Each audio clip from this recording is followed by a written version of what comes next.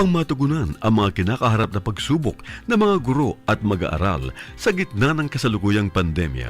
Nagsanib tulong sina Congressman Charlie Cojuangco ng unang distrito ng Tarlac, DEPED Region 3 Regional Director Dr. May B. Eclar at Tarlac Schools Division Superintendent Dr. Ronaldo Pozon para sa isang napapanahong proyekto na tinaguriang Project Shine, Aral TarlakHenyo. Ang mga mag-aaral ng Grade 4 at Grade 5, ganon din ang Grades 8 and 9 sa buong probinsya ng Tarlac, kasalukuyang sumasailalim sa radio-based instruction. Katuwang ang himpilang DZTZ 828 kHz AM at RTV Tarlac, Channel 26. Ang Tarlac po nangunguna po ngayon pagdating po sa radio-based instruction. Marami pong humahanga sa atin. I'm very happy this station, itong DCTC, could reach the whole of Region 3. Hindi natin alam, we are contributing. We are creating a very big dent in the history of Philippine education. And I am proud. I am here in Tarlac. This is the noble cause of education in which you and I, without you knowing it, we are bound to do.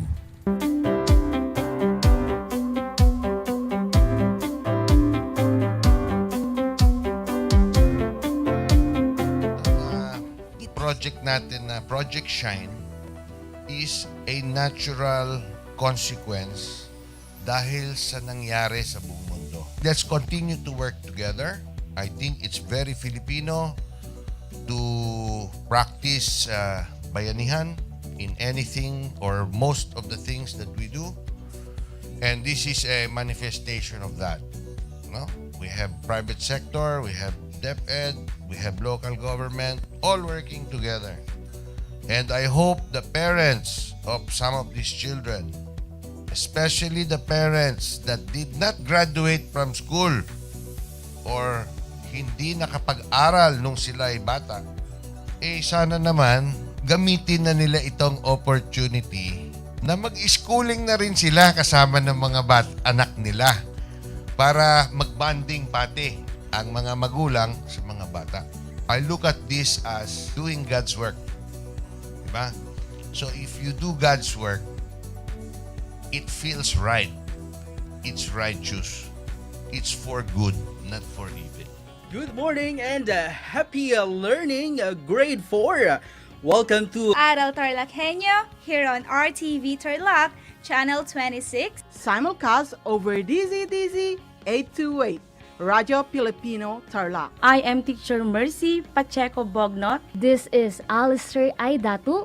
I am Marie Josephine B. Andrade. I am Teacher Princess Marie M. Dueñas, and I will be your teacher broadcaster for today.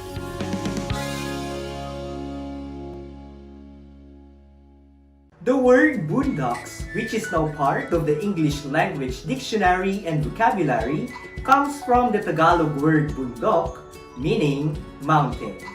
Catch Aral TarlakHenyo every Monday to Friday from 8:30 a.m. to 5:30 p.m.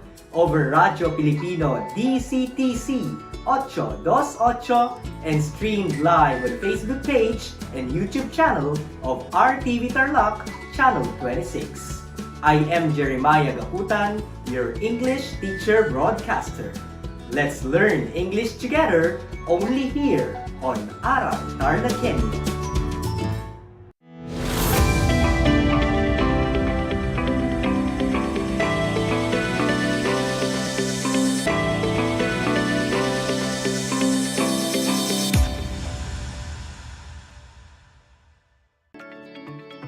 Good day, grade 8 learners.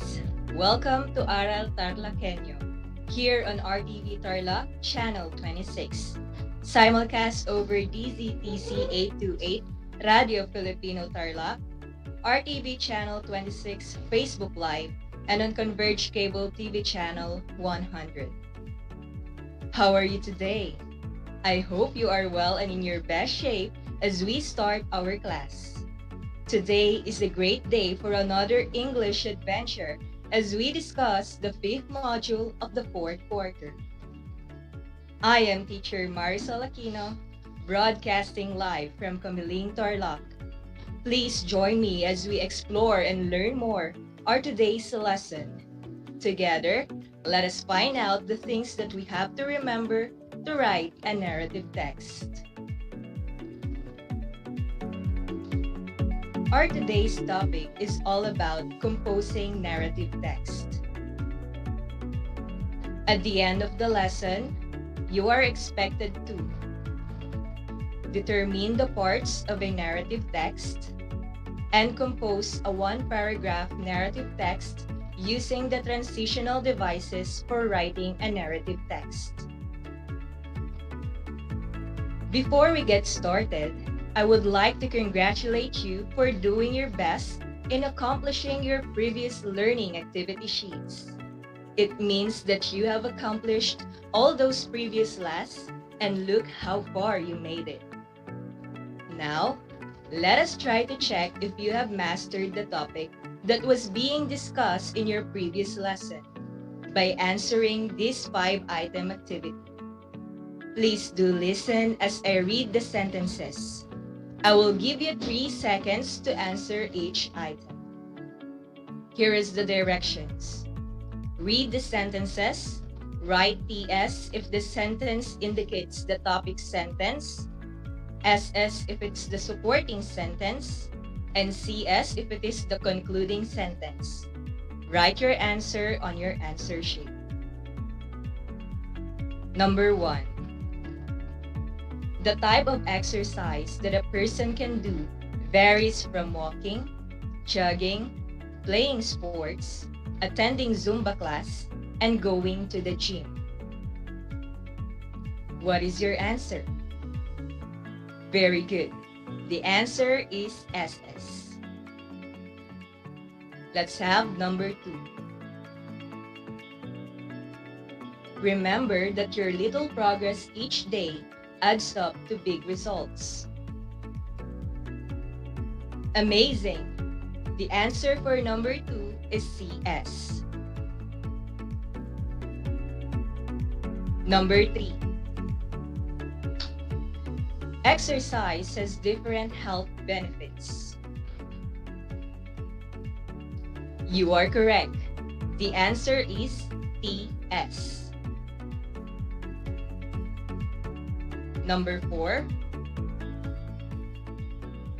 It is advisable by most doctors that a person should dedicate 45 minutes daily for 3 times a week to exercising. For number 4, the answer is SS. And lastly, let's have number 5. Some of its benefits are increased energy levels, improves muscle strength, maintains a healthy weight, enhances immune system, and improves mood. Nice one! The answer is SS. Did you get all the correct answer? Very good. You really mastered your previous lesson. In the last episode, Teacher Dolores discussed about observing unity, coherence, and emphasis in writing a paragraph. When we say paragraph, that is a group of sentences about one main idea. It must begin with a topic sentence. An effective paragraph must have sentences that support the main idea of that paragraph and maintain a consistent flow. Here is an example.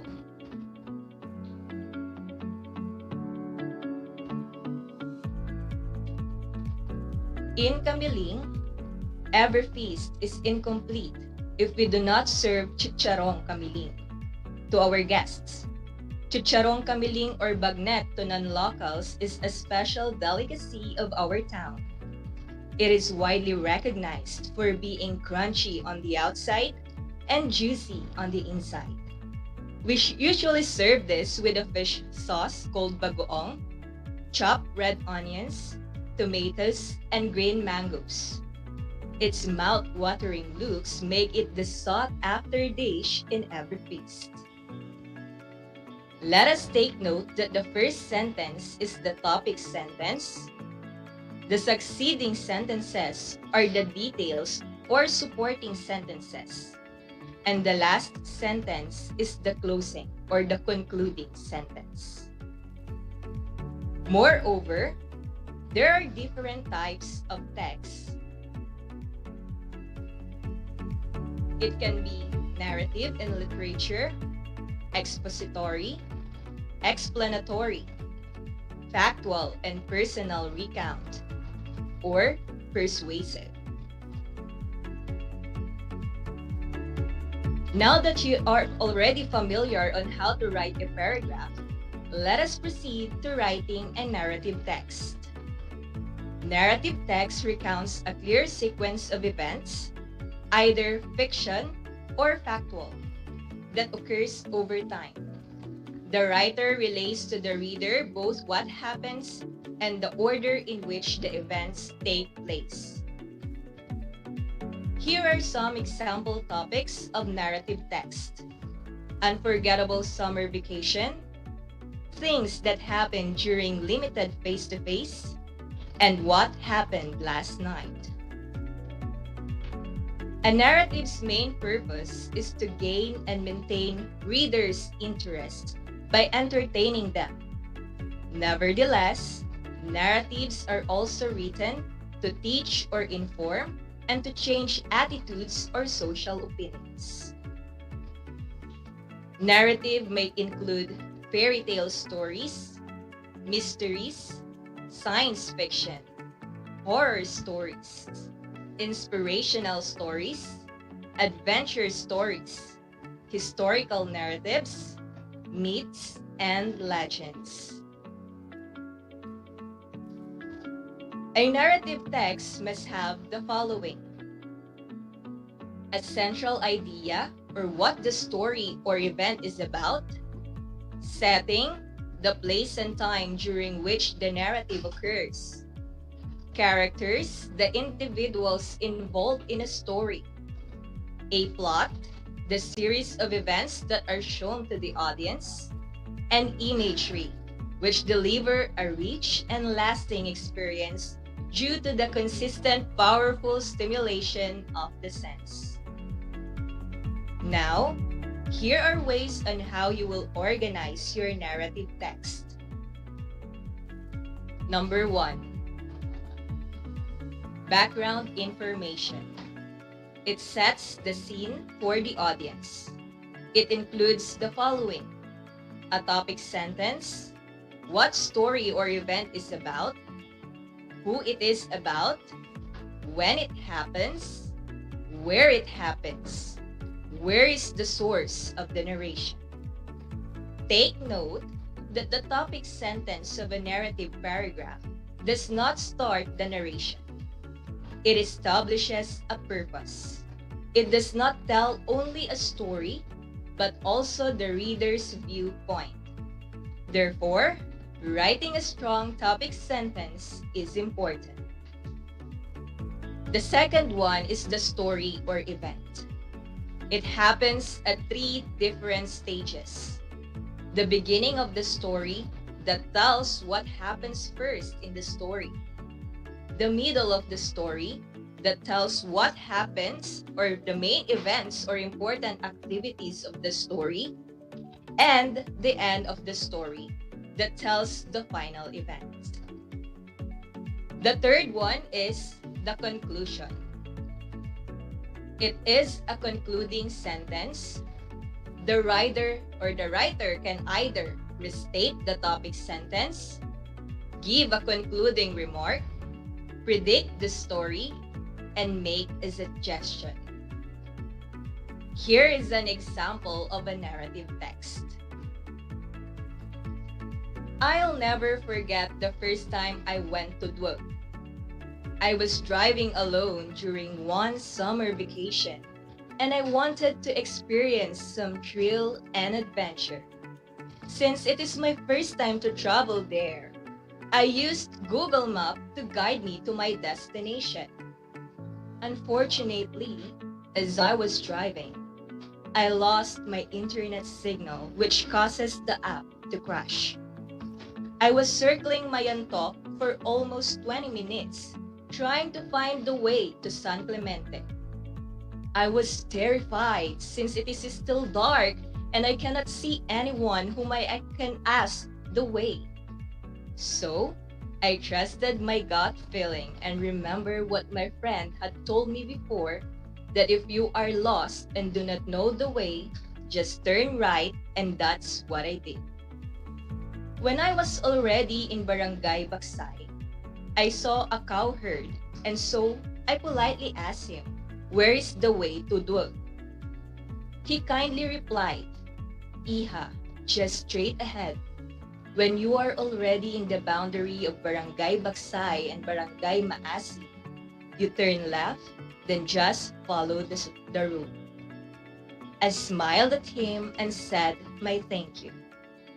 Finally, after an hour of driving its mountainous terrain, I arrived just in time to witness its majestic sunrise.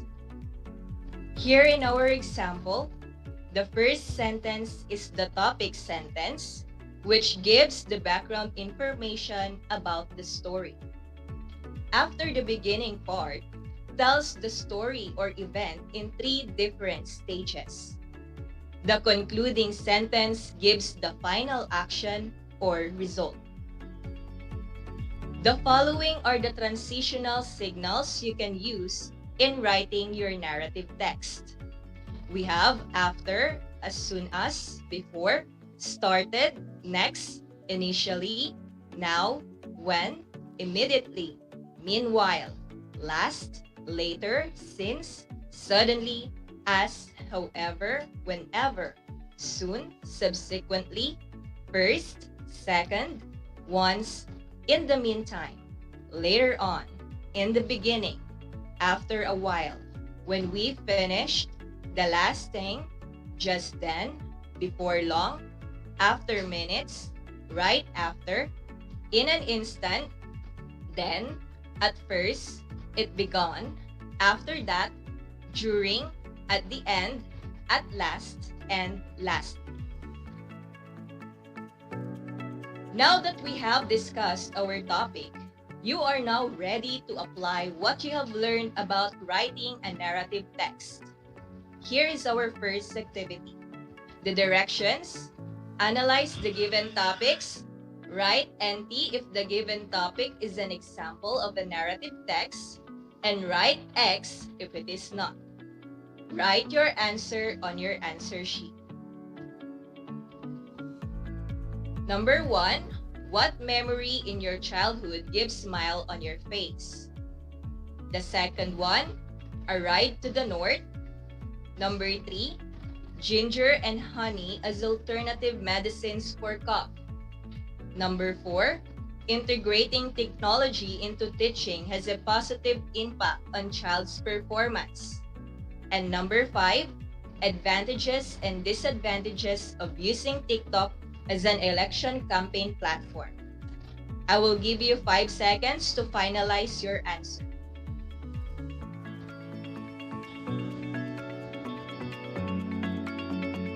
I think you are done. Let us check your answer. Number 1, if your answer is NT, then you are correct. For number 2, the answer is another NT. Very good. Number 3, it's X. You are right. And number 4, what is your answer? Again, it's letter X. And for number 5, it's X. Very good. Now let's proceed to our second activity. Here is the directions. Write BI if the text is part of the background information, E if it is part of an event, and C if it is part of the conclusion. Again, I will repeat. Write BI if the text is part of the background information, E if it's part of an event, and C if it is part of the conclusion. Write your answer on your answer sheet. Let's have number 1. The sparrow realized that the crow was serious with the bet, so he said, "I'll keep my promise, but before you eat me, you must wash your beak, for everyone knows that you are a dirty bird and eats a lot of nasty things." I'll give you 5 seconds to answer. The answer is letter E. Amazing! You got the correct answer. Number 2. Once upon a time, a sparrow made friends with a crow. One day, when they were hunting for food, the crow spied some red peppers that were spread out on a mat to dry. "Look at those peppers," said the crow to the sparrow. 5 seconds to answer. The correct answer is DI. Very good. It feels great knowing that you are doing a good job. Let's have number 3. The farmer's wife put the fire on the crow's back, and immediately his feathers burst into flames. The greedy crow was burnt to ashes, but the honest sparrow lived to a ripe old age. 5 seconds. You are correct. The answer is C. Number 4. The crow went to the river and cried that the river must wash his feet. The river replied that if he wanted the river to wash its feet, he needs to have a pot. The crow went to the potter and asked to make him a pot, but the potter do not have clay. So he went to the field to dig for clay, but the earth said that he cannot allow the crow to dig up clay, since he eat rubbish things. That's why he needs a spade. The crow then went to the blacksmith to make him a spade, but the blacksmith do not have a fire to make a spade, so he needs to bring fire. The crow then went to the farmer's house nearby. That time, the farmer's wife is cooking rice in the courtyard, so the crow cried to give him fire. 5 seconds. You are doing great. For this item, it is letter E. Finally, let's have number 5.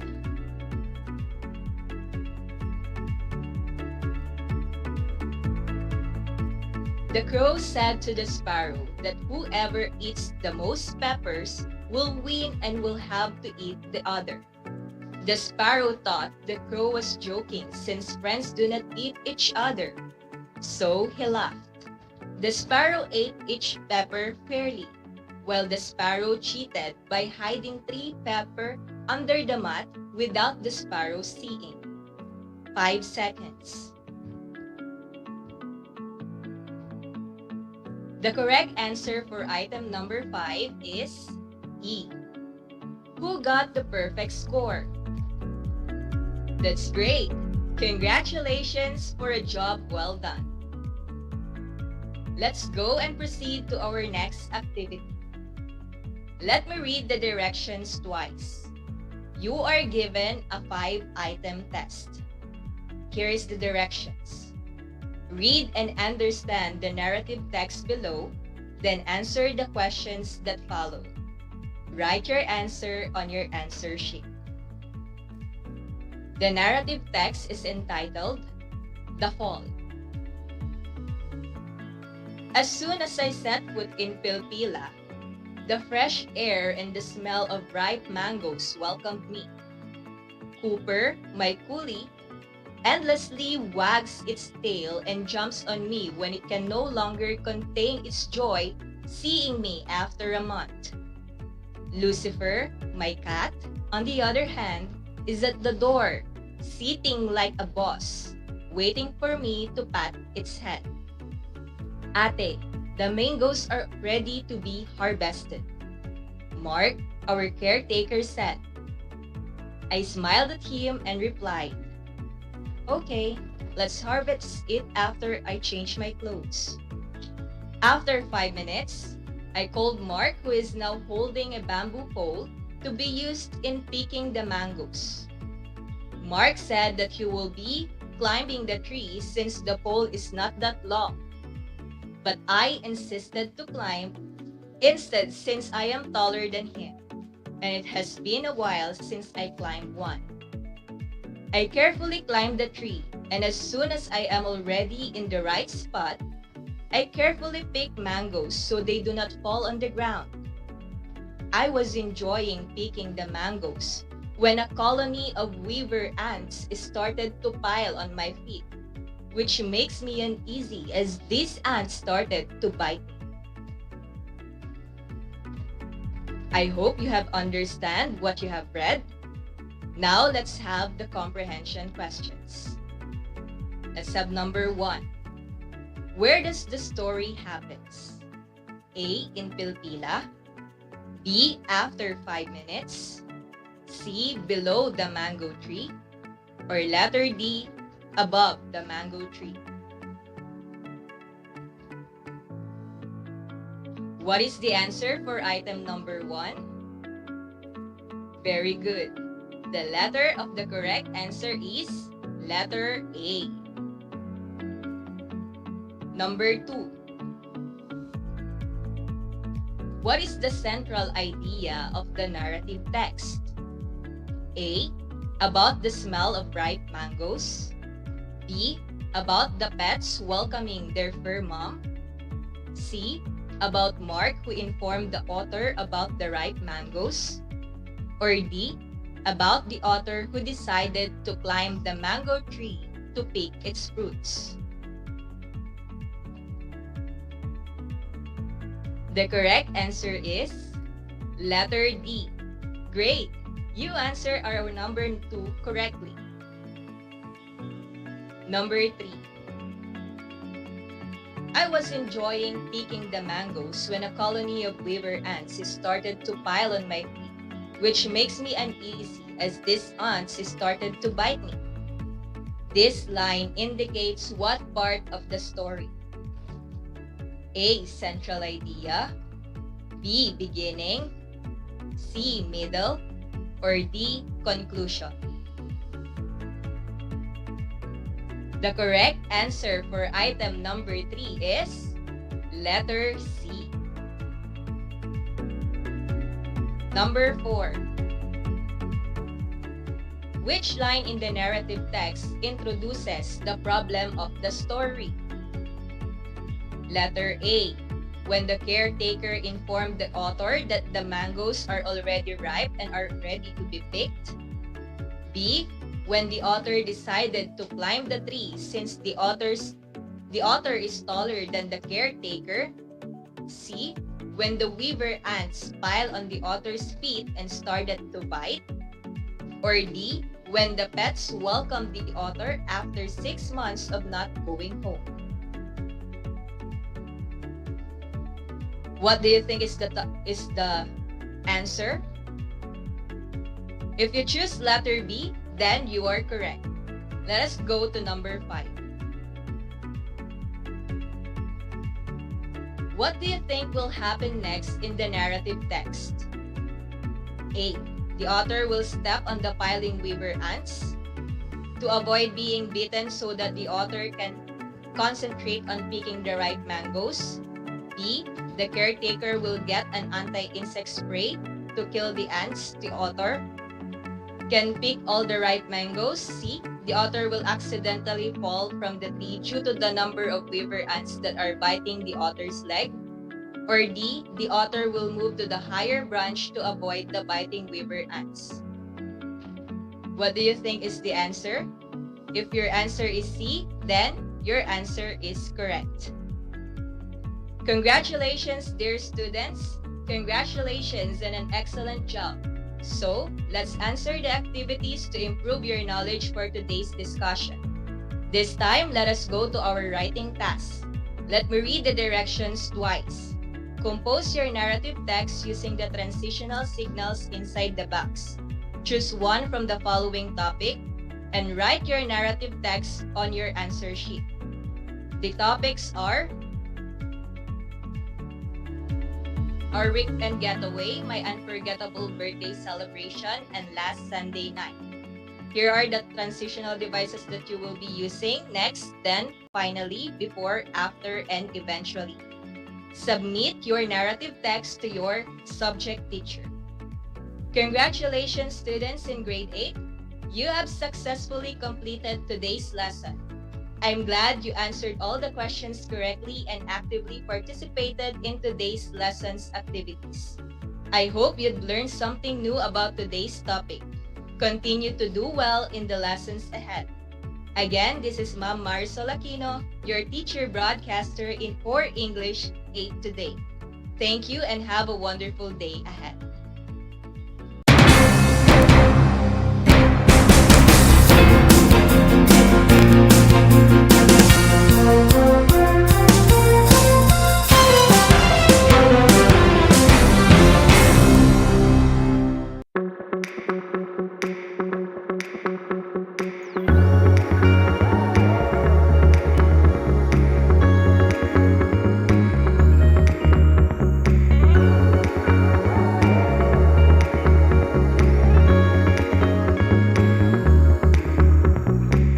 Travel to Herona and see how big North Shine has grown.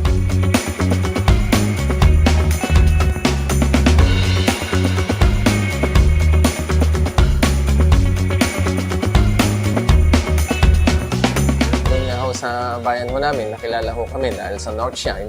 Nakita man yun, dati ho, parol capital ho kami dati ng Tarlac.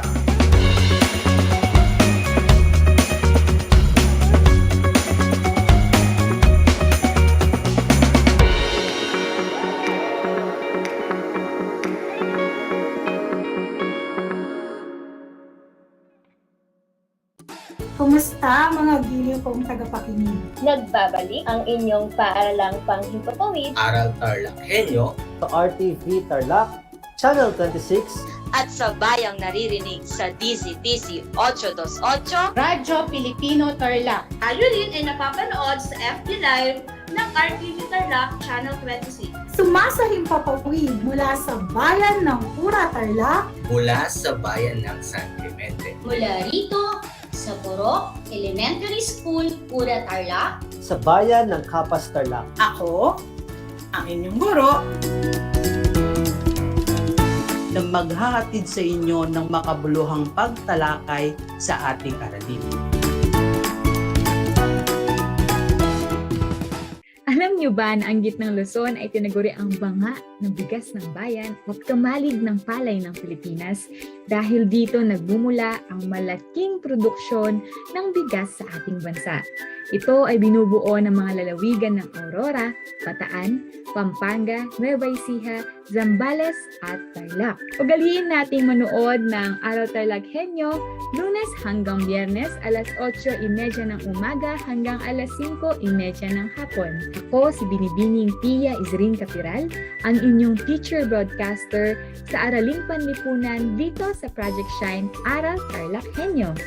Lagi nating tandaan ang pag-aaral ng Araling Panlipunan ay tungo sa daan ng pagiging makadiyos, makakalikasan, makatao at makabansa.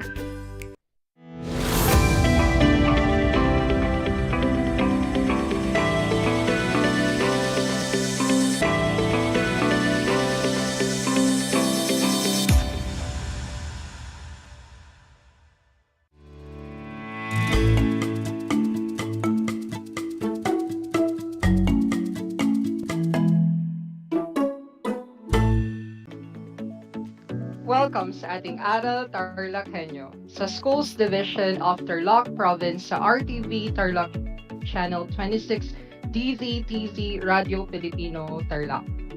Magandang araw, naririto tayo at nagsisikap at nagpupunyagi na maging makadiyos, makatao, makakalikasan at makabansa.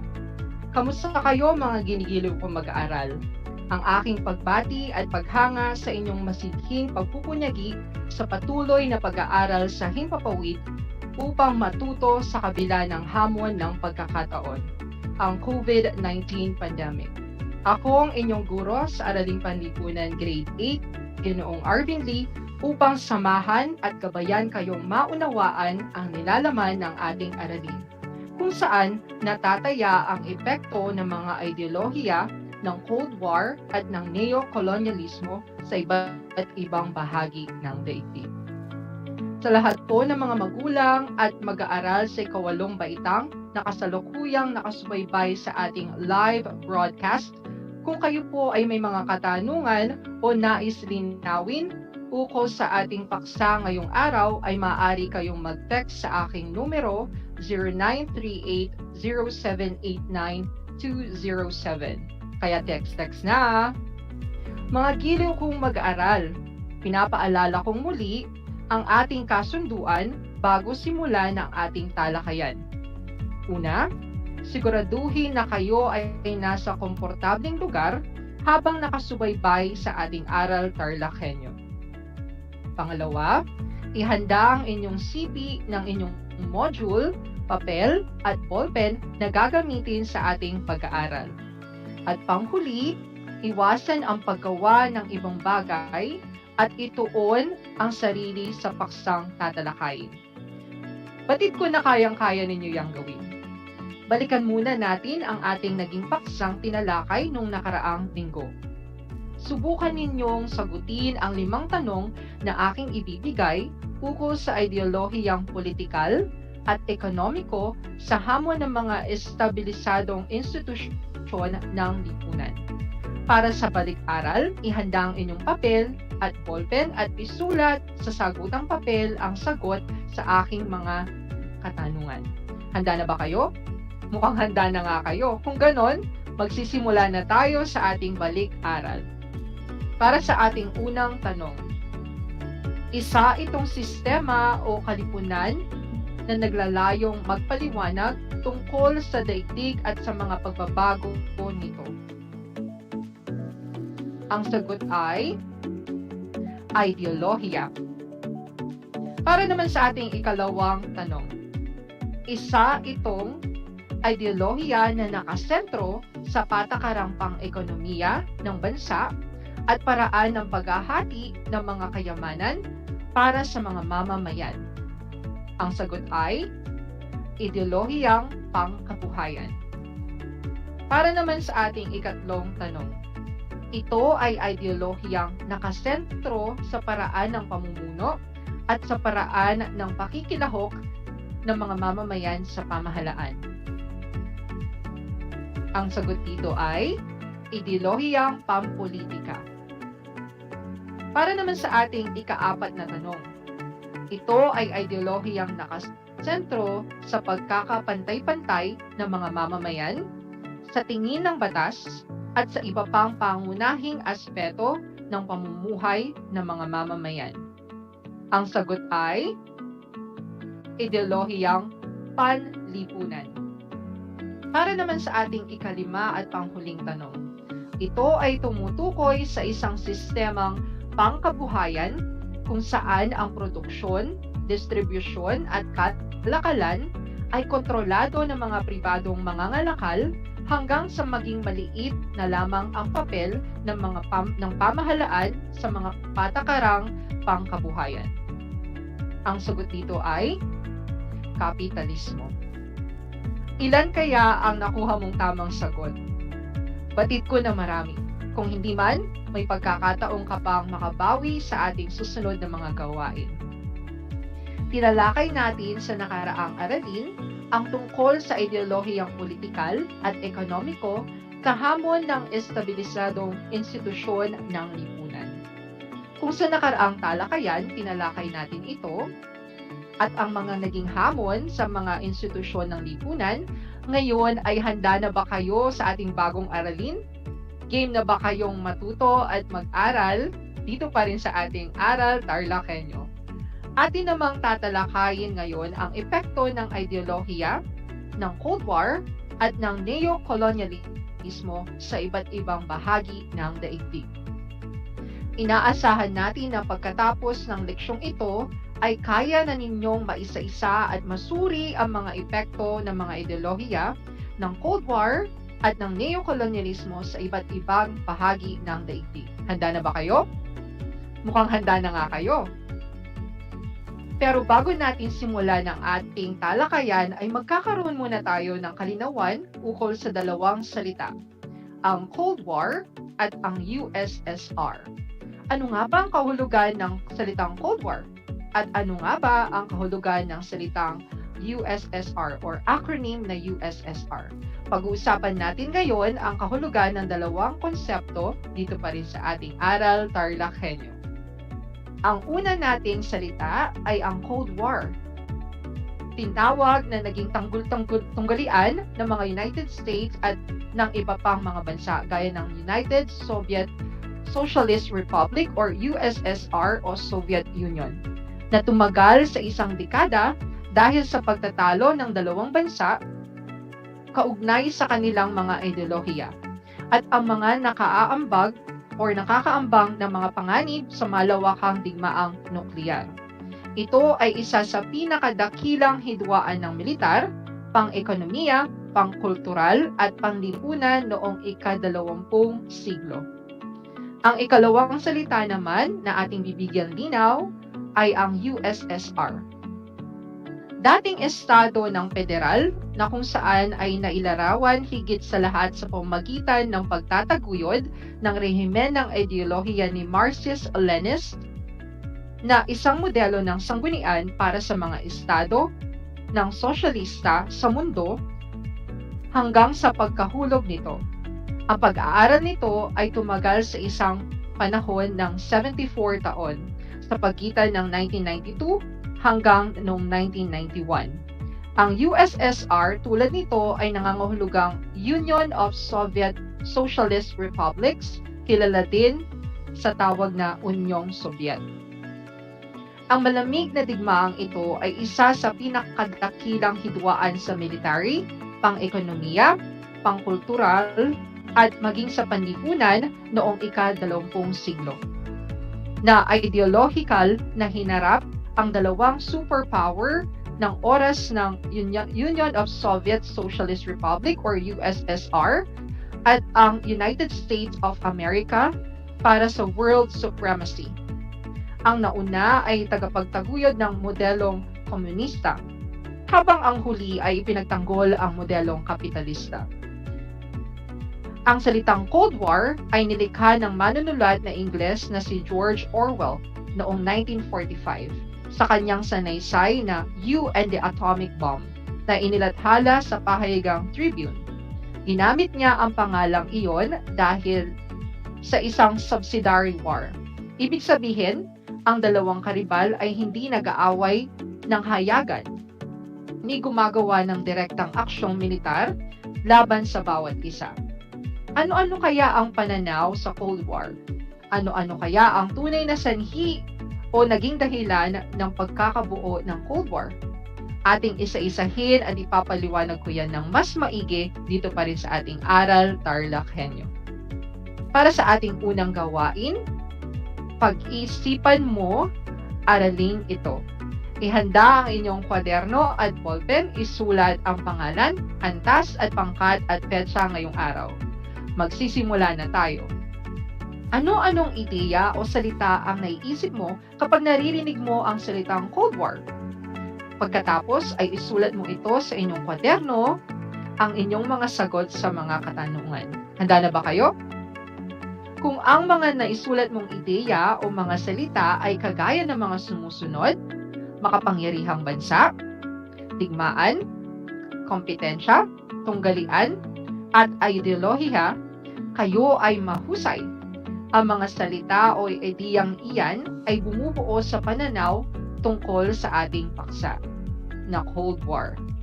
Formal na nagsimula ang Cold War matapos ang ikalawang digmaang pandaigdig noong 1945 at natapos noong Disyembre 1991. Sa pagkasira ng politika ng Unyong Soviet at tagumpay sa mundo ng modelong kapitalista. Ang Cold War ay isang gitnang tunggalian sa panahon ng kasaysayan na magpakailanman binago nito ang international na balanse ng mga kapangyarihan at nag-iwan ng permanenteng marka sa pagsasaayos ng politika, pang-ekonomiya at panlipunan sa buong mga rehiyon. Bilang karagdagan, minarkahan nito ang isang oras ng pagtigting nito tungkol sa isang digmaang atomiko. Ang United States at ang Unyong Soviet ay naging makapangyarihang mga bansa matapos ang ikalawang digmaang pandaigdig. Hindi naging mabuti ang ugnayan ng mga bansang ito, kapwa tinawag na superpower. Naiuwi nito sa Cold War na nagbunga ng matinding kompetensya ng mga bansa noong 1940 hanggang 1990. Hindi lamang tunggalian sa kapangyarihan, kundi pati sa ideolohiya ang naging dahilan nila. Ang United States ang nagtaguyod ng demokrasya at kapitalismo, samantalang ang Unyong Soviet ay kumatawan sa sosyalismo at komunismo. Malaki ang naging papel ng United States or Estados Unidos bilang pinakamakapangyarihang kapitalista sa pagsasaayos ng daigdig matapos ang ikalawang digmaang pandaigdig. Upang mapigil nito ang paglaganap ng sosyalismo at komunismo ng USSR, gumawa ito ng iba't ibang hakbang sa pamamagitan ng Marshall Plan. Tiniyak ng United States ang pagbangon ng kanlurang Europe bilang kapanalig na kanluran.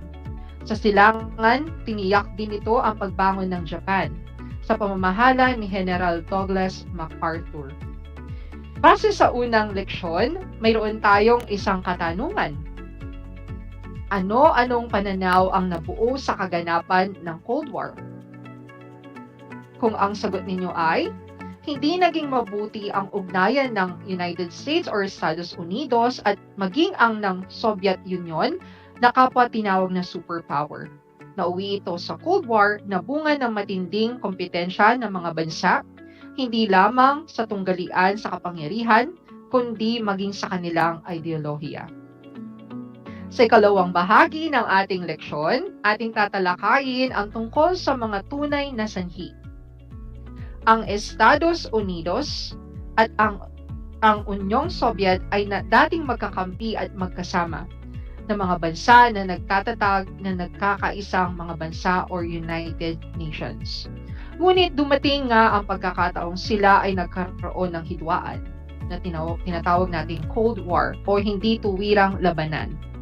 May mga pangyayaring namagitan sa kanila at lumikha ng tensyon dahil sa pagkakaiba ng ideolohiyang kanilang pinaniniwalaan. Ang United States ang pangunahing bansang demokratiko, samantalang ang Soviet Union ay komunista. Ang kanilang sistemang politikal ay nakakaapekto din sa maraming mga bansa. Upang mapanatili ng Soviet Union ang kanyang kapangyarihan sa silangang Europe, pinutol nito ang pakikipag-ugnayan sa mga kanluraning mga bansa. Naputol ang kalakalan, limitado ang paglalakbay, bawal ang pahayagan, magazine, aklat at programa sa radyo. Ito ay tinagurian ni Winston Churchill na Iron Curtain o pampulitikang paghahati-hati sa pagitan ng Soviet Bloc at taga-kanluran. Lalo pang umigting ang di pagkakaunawaan dahil sa kawalan ng bukas na kalakalan ng mga bansang ito. Noong 1945, hiniling ni Stalin na magtayo ng base militar sa bahagi ng Black Sea at ng Aegean. Bahagi ito ng pagpapalawak ng Soviet Union bilang tugon sa pagpapalabas noong 1947 ng patakarang Tribune or Truman Doctrine ni Harry S. Truman, Pangulo ng United States or Estados Unidos. Base sa ating ikalawang leksyon, mayroon tayong isang katanungan. Ano-ano ang mga tunay na sanhi ng Cold War? Kung ang mga sagot ninyo ay dahil sa pagkakaiba-iba ng kanilang ideolohiya na kanilang pinaniniwalaan, base sa kanilang sistemang politikal at kawalan ng bukas na kalakalan sa mga bansang ito, kayo ay mahusay. Para naman sa ating ikatlong bahagi ng ating leksyon, ating tatalakayin ang tungkol sa kompetisyon sa kalawakan ng USSR at ng USA. Naunahan ng Unyong Soviet or USSR ang United States sa paghahanda ng sasakyang pangkalawakan. Sinimula ng pagpapalipad ng Sputnik 1 noong October 1957 ang panahon ng kalawakan or space age. Una ring nagpadala ng tao sa kalawakan ang USSR, si Yuri Gagarin na unang cosmonaut na lumigid sa mundo, sakay ang Vostok 1 noong 1961.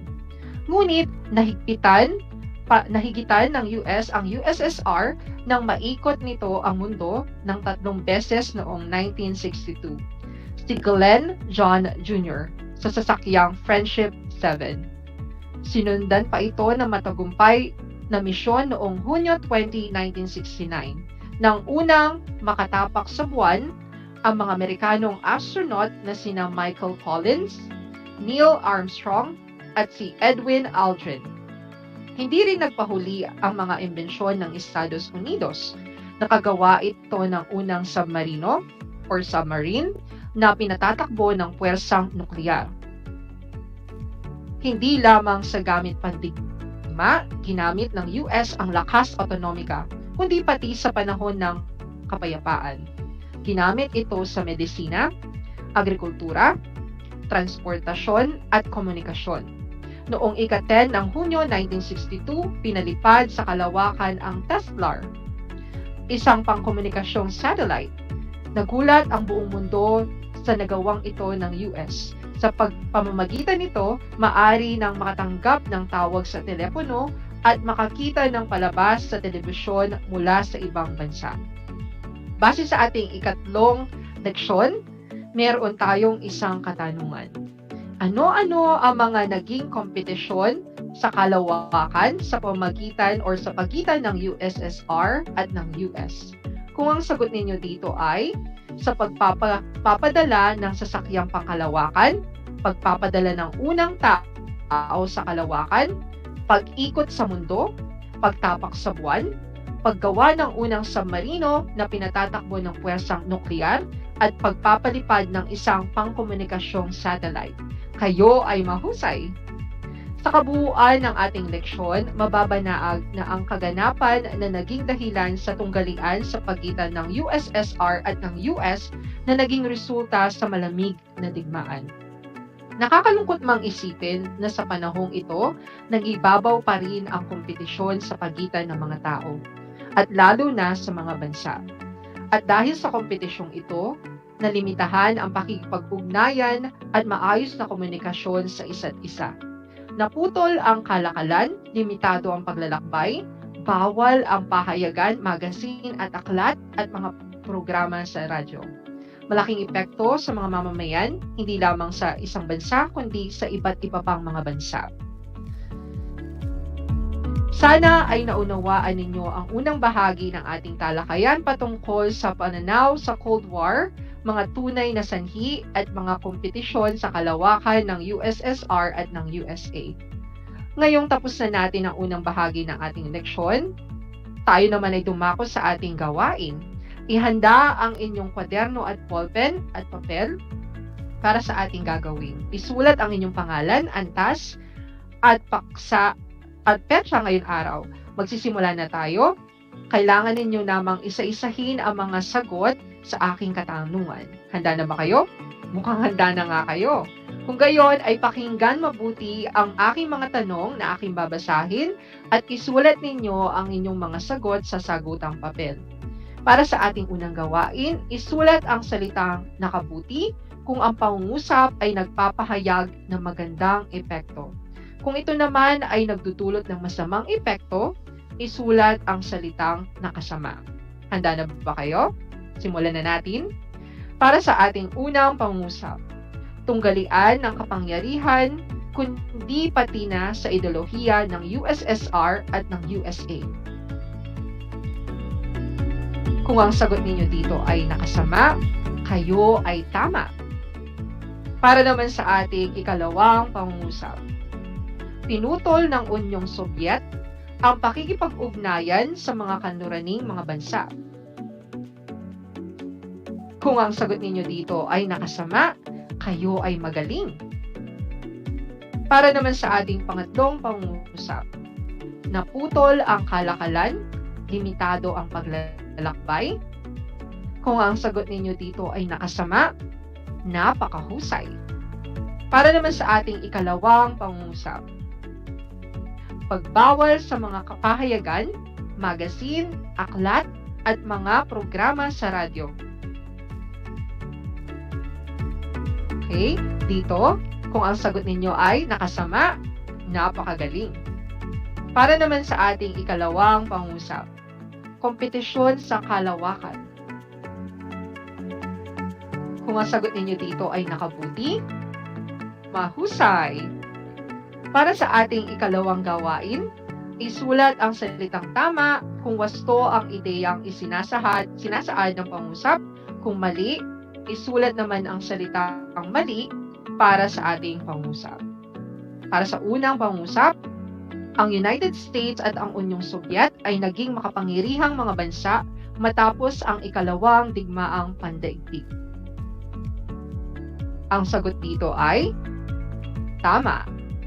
Para naman sa ating ikalawang pangungusap, ang Estados Unidos at ang Unyong Sobyet ay dating magkakampi at magkasama sa bansang nagtatatag ng nagkakaisang mga bansa.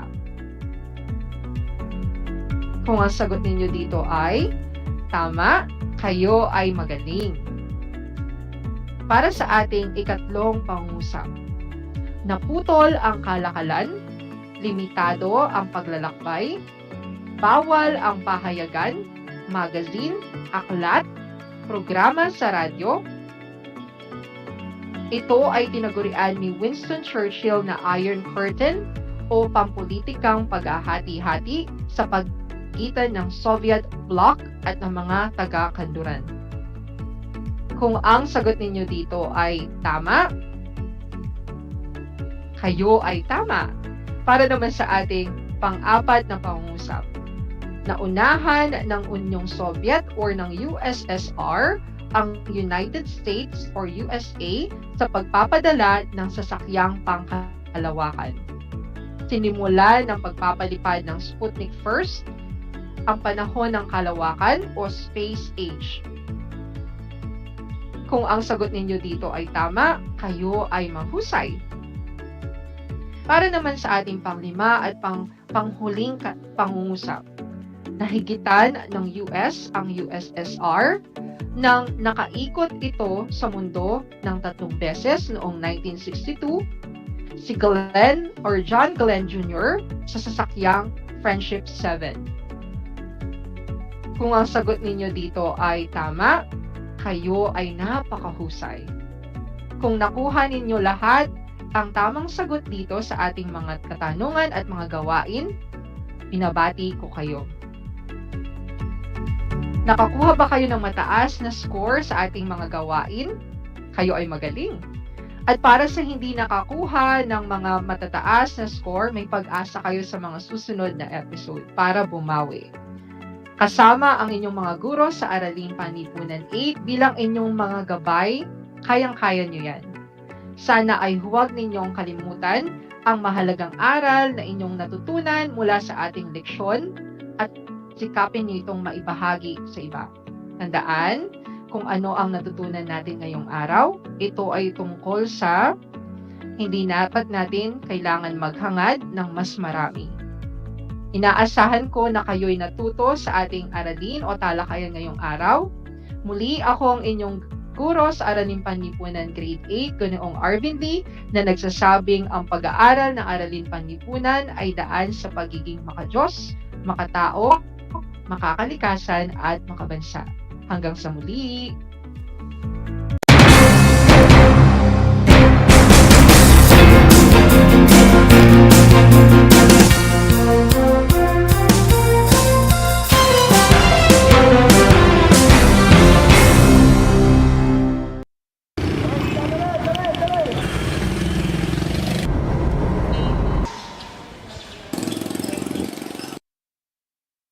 Para sa'yo, ano ang COVID-19? Virus. Malungkot. Pagkawala.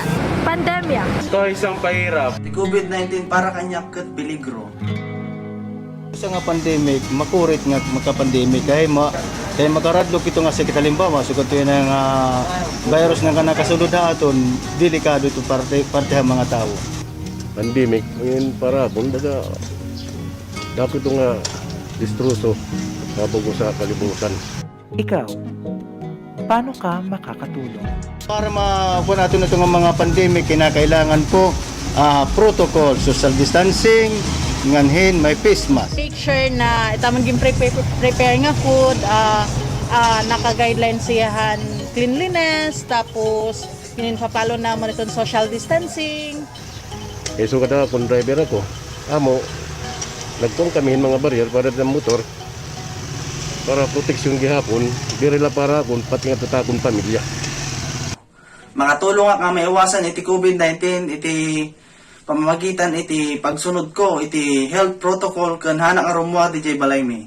Sa gagayam ni Peter Amigable, salamat.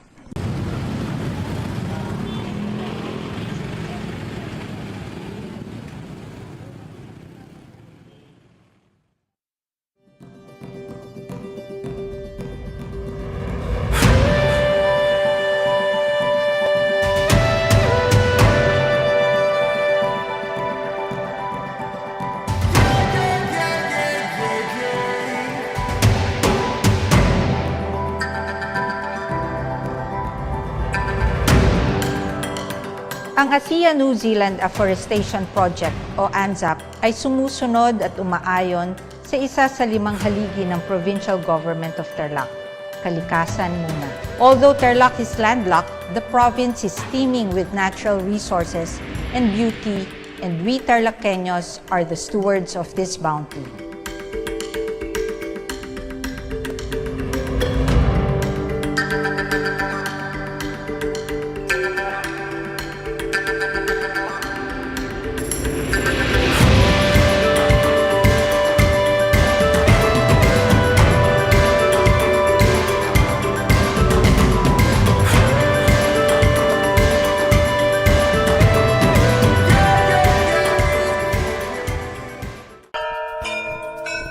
Alam niyo ba, ang Balanggiga Bells ay kinuha ng mga sundalong Amerikano bilang war trophies pagkatapos ng Balanggiga Massacre noong 1901? Matapos ang 117 years, na ibalik ng US noong December 11, 2018 ang iconic church bells sa Pilipinas. Ang church bells na ito ay naglalarawan ng kalayaan, katapangan at pananampalataya ng mga Pilipino. Alam niyo na! Yan ang Balanggiga Bells.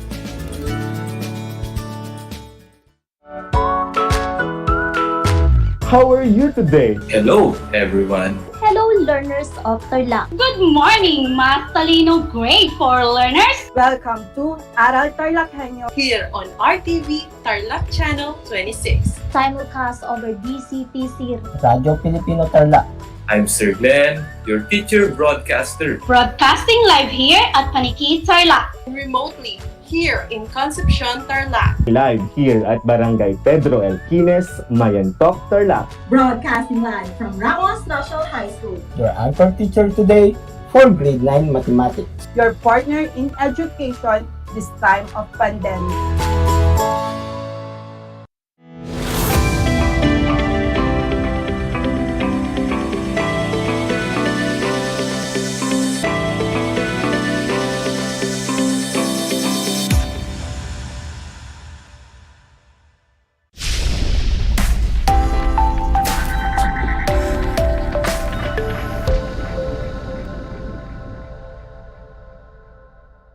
Good afternoon, our dear students, especially grade 8 learners taking up technical drawing. I am so happy to welcome you in our DEPED program Aral TarlakHenyo here at RTV Tarlac Channel 26, simulcast over DZTC Radio Filipino Tarlac and on RTV Tarlac Facebook Live. I am teacher Jeremy Legaspi, your teacher broadcaster for this day, broadcasting live here at Camiling Tarlac. And I am glad to invite you to join us in our exciting and fun-filled 25-minute virtual learning experience, School on the Air through radio and television, this Project Shine Aral TarlakHenyo. To our dear parents and guardians, I would like to greet you a pleasant afternoon and thank you for your unending support to our learners. And to all of you, my dear learners, I hope you are in good health and are excited to learn new lesson today. All you need to do is to sit back, relax, and let's have fun while learning.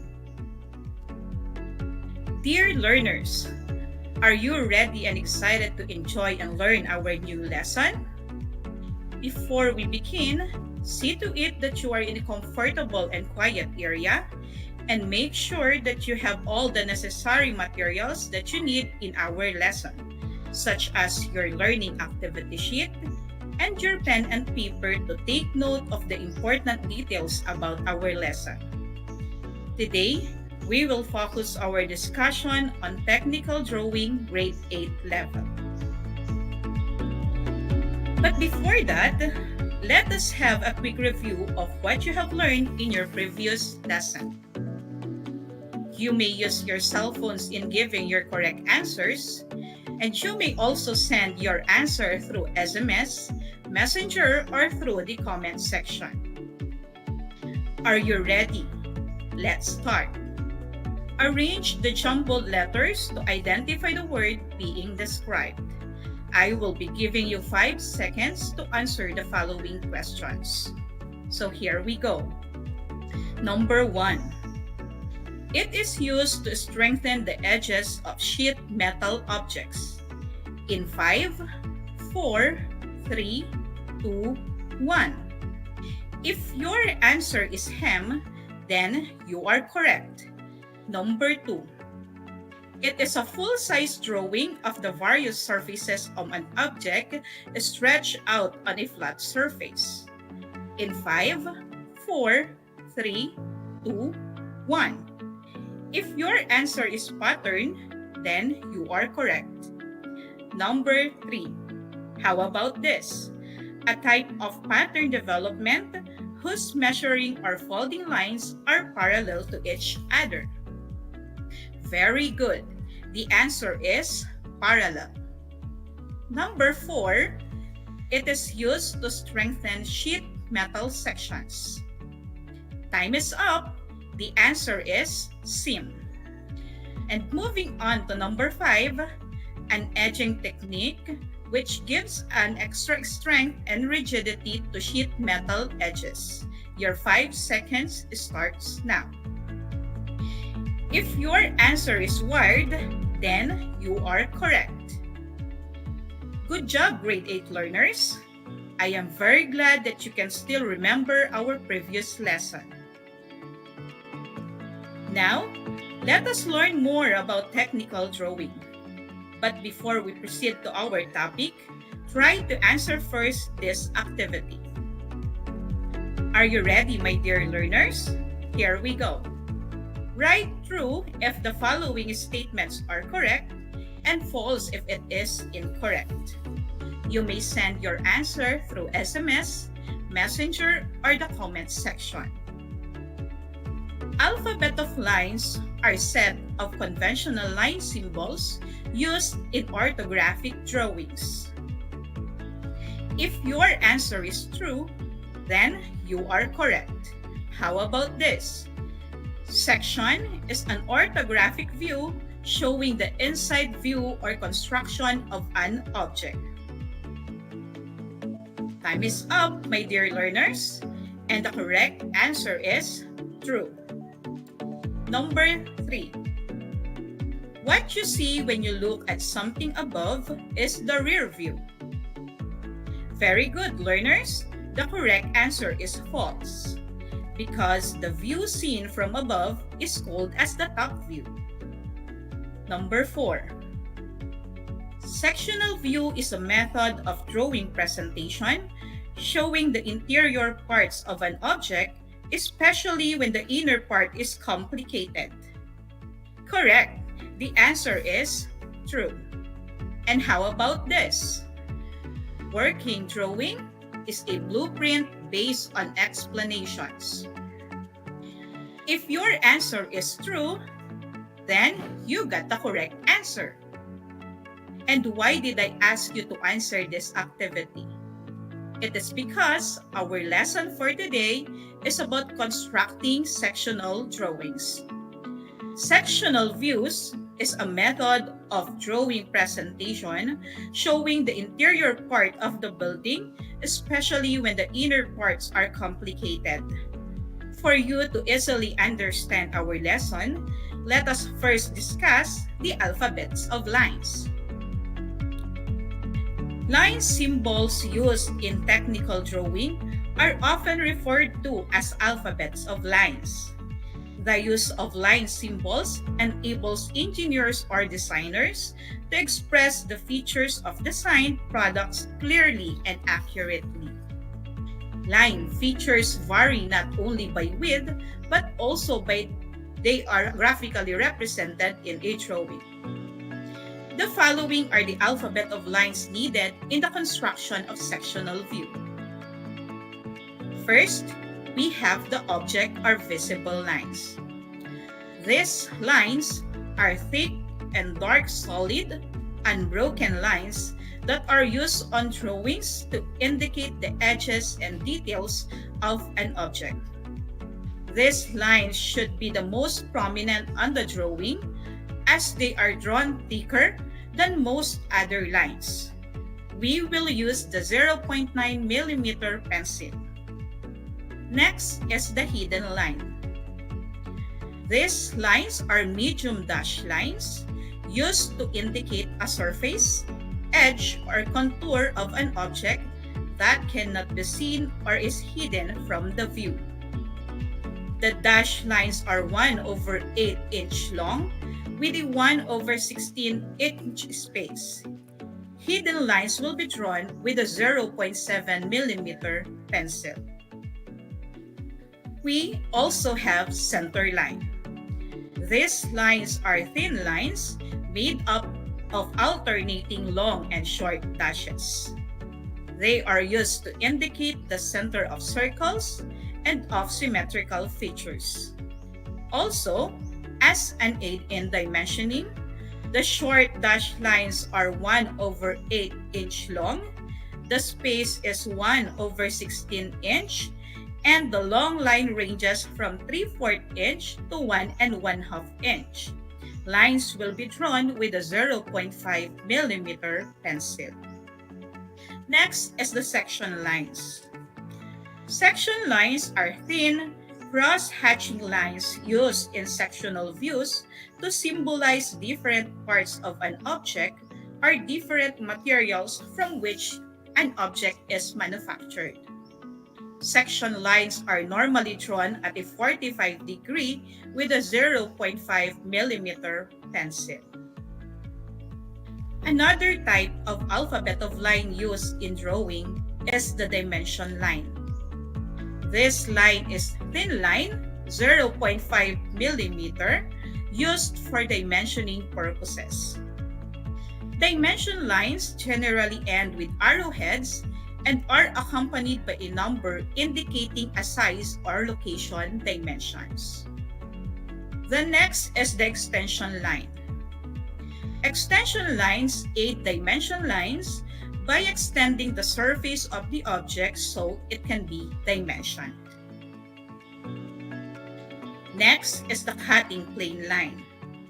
These lines are very thick lines, 0.9mm, that indicate where an imaginary cutting plane passes through an object for viewing or sectioning purposes.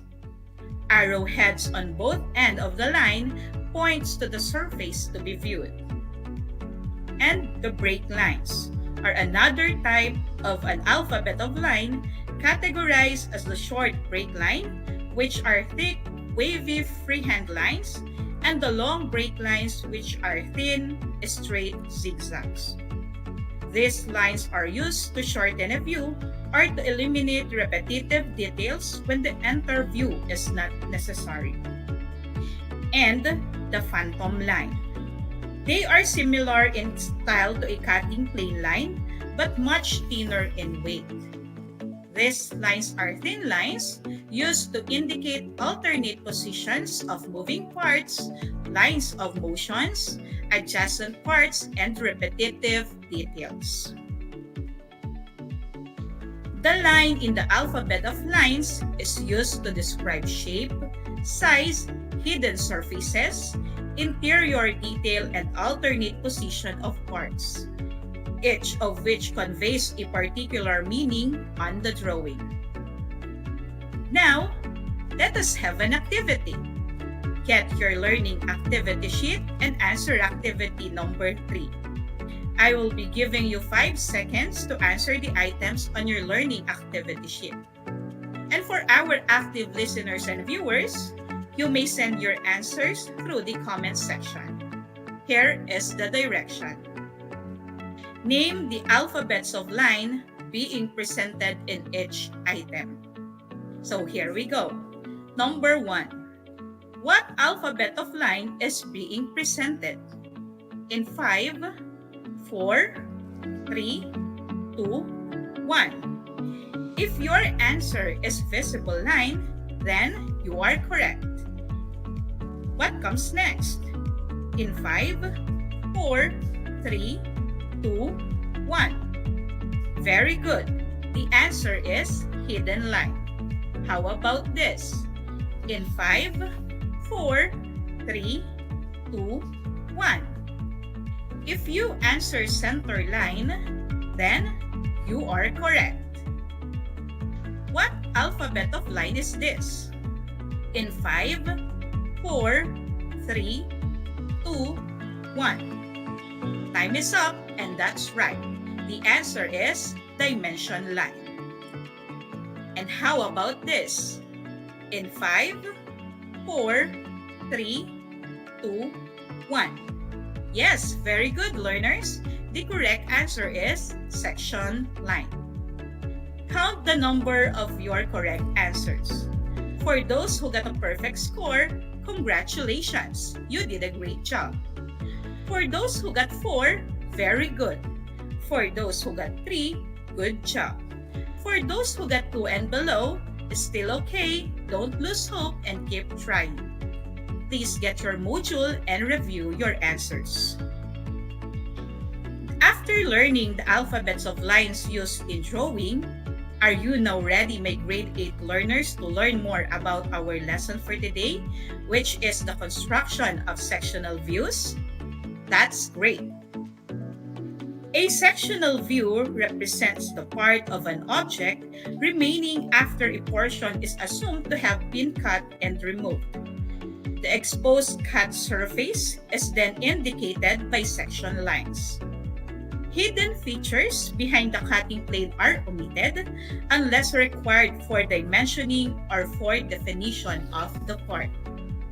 The technique called section views is a very important aspect of design and documentation.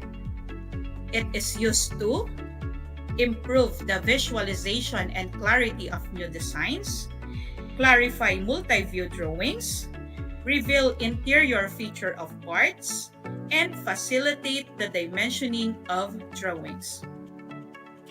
Now, let us learn the different types of sectional views. First, we have the full section view. In a full section, the cutting plane line passes fully through the part. Normally, a view is replaced with a full section view. The section line areas are those portions that have been in actual contact with the cutting plane. And here is an example of a full section view. Second, we have the half section. Half section is used to the exterior and interior of the part in the same view. The cutting plane line cuts halfway through the part and removes 1/4 of the material. The line that separates the different types, the interior and exterior, may be a center line or a visible line. Next is the broken out section. It is used to generate a section for a small area without using a cutting plane line. A small amount of materials are removed to show the interior details and is always used in an orthographic view. It is used to enhance the orthographic view by giving the viewer a better look at the key interior details. Remove section is generally used in furniture, machine, and architectural drawings, where the appearance of the sectional view depends on the location of the cutting plane lines. Next is the revolved section. It is a type of section applied to a circular object, and the resulting view is similar to full section view. Next is the offset section.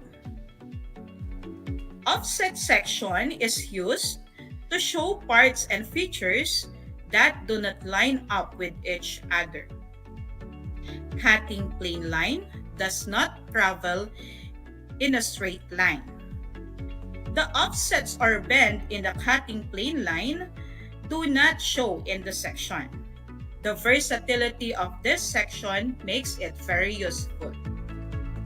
And lastly is the assembly section.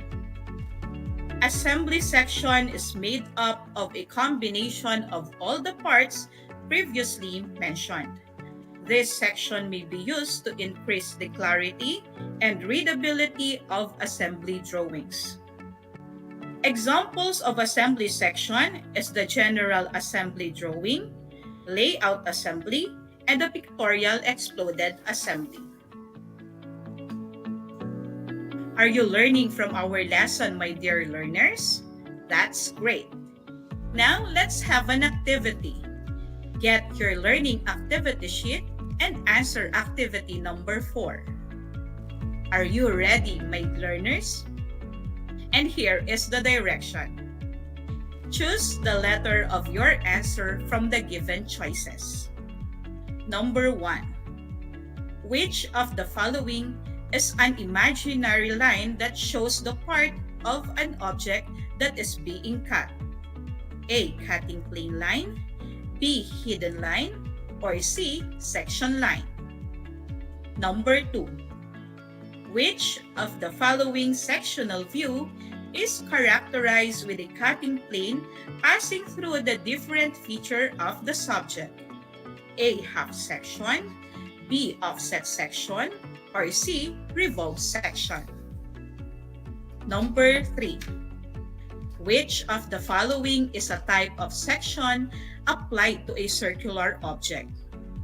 A. Removed section, B. Full section, or C. Revolved section. Number 4. What kind of sectional view is obtained when the cutting plane extends entirely through the object in a straight line? A. Full section, B. Half section, or C. Broken out section. And number 5. What type of sectional view is generally used in furniture, machine, and architectural drawing? A. Removed section, B. Full section, or C. Revolved section. Time is up, learners, and here are the answers. For number 1, we have letter A, cutting plane line. Number 2 is B, the offset section. Number 3 is C, revolved section. Number 4 is A, full section. And number 5 is A, removed section. Count the number of your correct answers. For those who got a perfect score, congratulations! You did a great job. For those who got 4, very good. For those who got 3, good job. And for those who got 2 and below, still okay, don't lose hope and keep trying. Please get your module and review your answers. After understanding and learning the different types of section views, you will now learn how to construct full and half sectional views.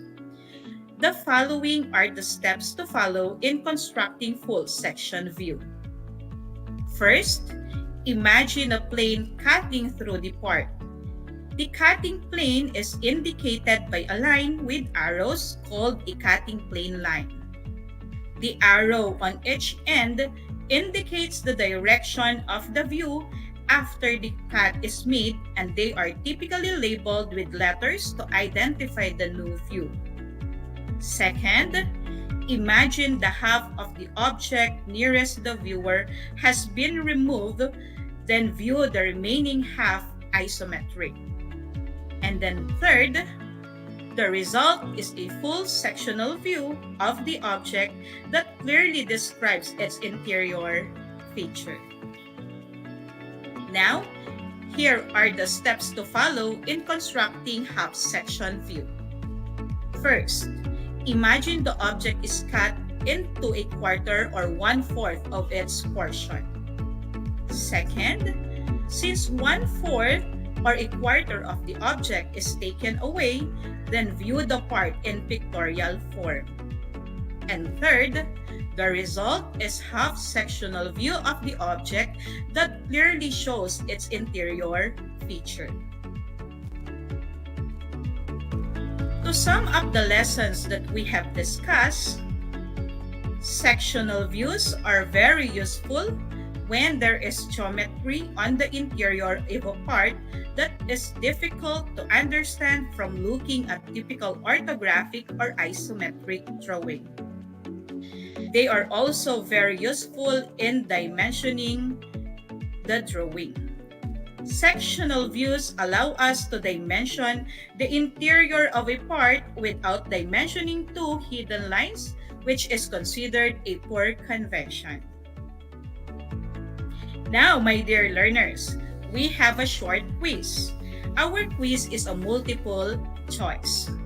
Select the correct answer by writing the letter of your choice on your answer sheet.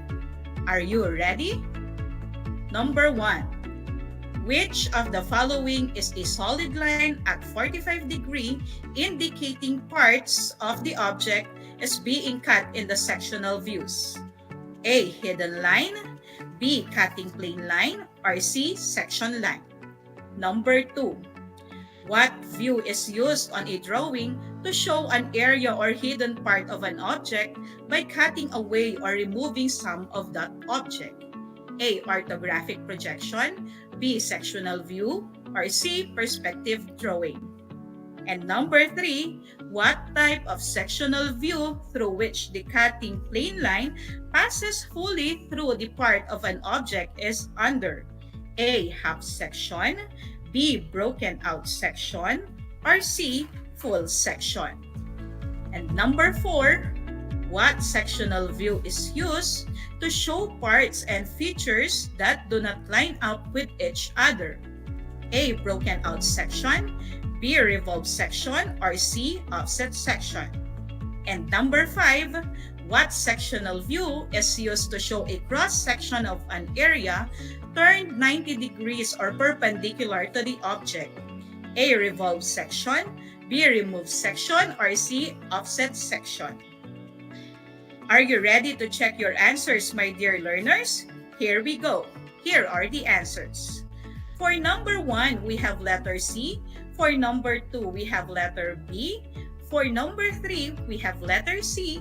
For number 4, we have letter C. And for number 5, we have letter A. Count the number of your correct answers. For those who got a perfect score, congratulations! You did a great job. For those who got 4, very good. For those who got 3, good job. For those who got 2 and below, still okay. Don't lose hope and keep trying. Please get your module and review your answer.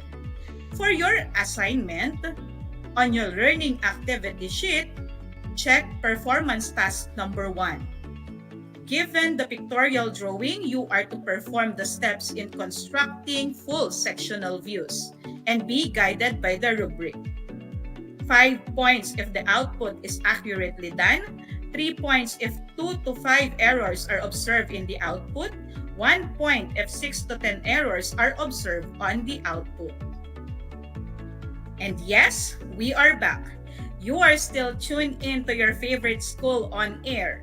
This is Project Shine Aral TarlakHenyo, brought to you by the Department of Education Division of Tarlac Province in cooperation with DZTC 828. Let us remember, in TLE, we have skills, knowledge, and progress. Thank you very much and keep safe, everyone. This is Teacher Jeremy signing off, and God bless you all.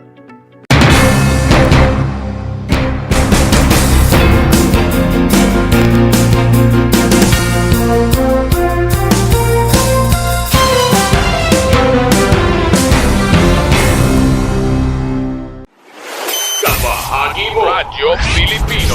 Impormasyong may kalidad, serbisyong may halaga, saan mang bahagi ng Pilipinas. On air. Saan mang bahagi ng mundo. Online.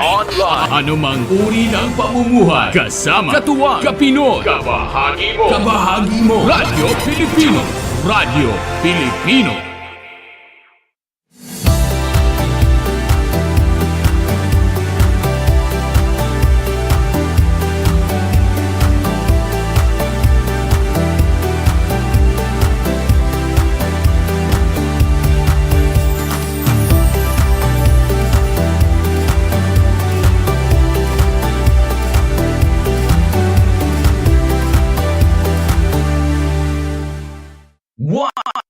One FM. One lang yan. This is your one. My only one. One lang yan. The only one.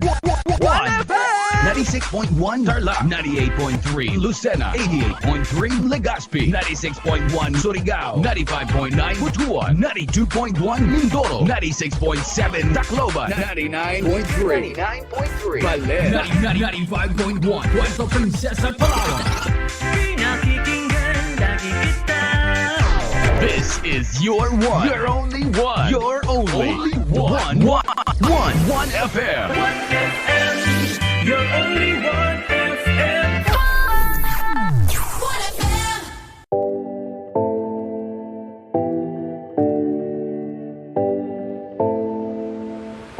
Alam niyo ba na ang 2014 Philippine Basketball Marathon ay ang pinakamahabang basketball match ayon sa Guinness World of Records?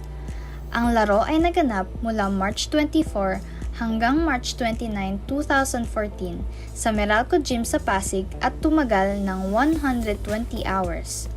Ang marathon na ito ay isang fundraising event para sa mga biktima ng bagyong Yolanda. Alam nyo na, yan ang longest basketball match.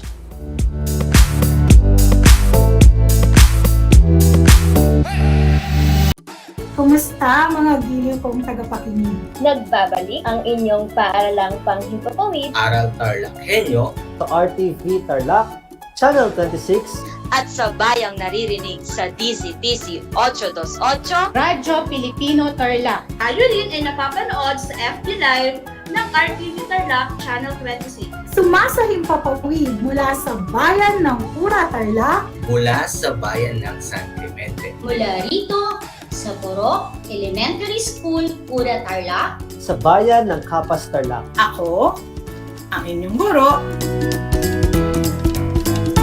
na maghahatid sa inyo ng makabuluhang pagtalakay sa ating aralin.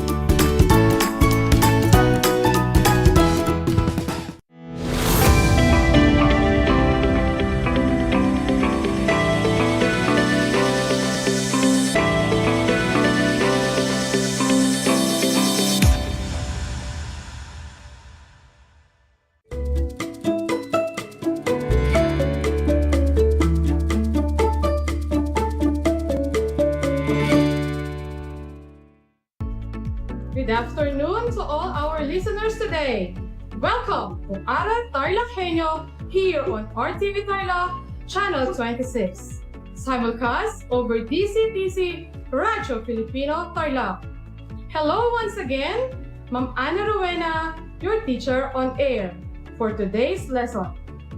For the guidance of our listeners, this episode is for Grade 8 MAPE learners. Stay tuned and don't forget to like and share our Facebook page, RTV Tarlac, Channel 26, and DZTZ Radio Filipino Tarlac. Or if you have questions or clarifications, do not hesitate to approach me in my Facebook account, Ana Rowena Enriquez Sarmiento, or call and text me in 0933-549-8049. And we will answer all your questions for better understanding in all our broadcasts this afternoon. But before that, I just want you to make some important reminders. Make sure that you are in a quiet, relaxed, and comfortable place while listening and learning with all our broadcasts. And make sure that you have a copy of your module or compendium of notes with pen and paper to easily understand our lesson for today. Go beyond your own comfort zone and think physical education. Be ready to learn. Let's get started. In our previous lessons, you have learned the nature and background of sakuting dance. As we go on, you are now going to appreciate more of it, as you will be engaging yourself on developing your skills in dancing different folk dances. For our first activity, let's have the recap of our previous lessons. The fact or it's a bluff. Right fact if the statement is true, and right bluff if the statement is false. Comment down your answers if you are watching over our live discussions, and if not, you may write your answer on your paper. Are you ready? These are the questions. For number 1, Francisca Reyes Aquino was the dance researcher of sakuting dance. The answer is, it's a fact. For number 2, one of the properties of sakuting is costume, and the female wears Maria Clara. The correct answer is, it's a bluff. Kimono style is the costume for female. Moving on. For number 3, sakuting is a Philippine folk dance that interprets a fight between Ilocano Christians and non-Christians. And the correct answer is, it's a fact. For number 4, sakuting refers to rhythmic sticks producing the accompaniment for the dance. And the answer is, it's a fact. And for number 5 question, the dance pattern for change step is step, cross, step. Again, the dance pattern for change step is step, cross, step. And the answer is, it's a bluff. Why? Because the dance pattern for change step is step, close, step. I guess most of you got all the correct answers. And it seems you still remember our previous lessons. And for this episode, we will learn how to interpret the dance literature of sakuting step by step for you to easily understand our topic for today.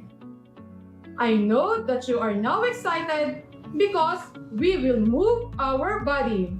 Gear up and let's do it. Sakuting dance refers to rhythmic sticks producing the accompaniment for the dance. So we will need a pair of bamboo sticks with 1.5 feet long as one of the trademarks for sakuting. In every dance, there is always a place for introduction. For the entrance of sakuting, let's follow the step. For the entrance, partners walk side by side in rhythm with the music, with head pair leading the group into formation. Finish facing partner. Right arm bent in front, holding stick upward. Left hand holding stick placed behind the waist. Let's do the entrance of Sakuting dance and follow the step and beat of the music.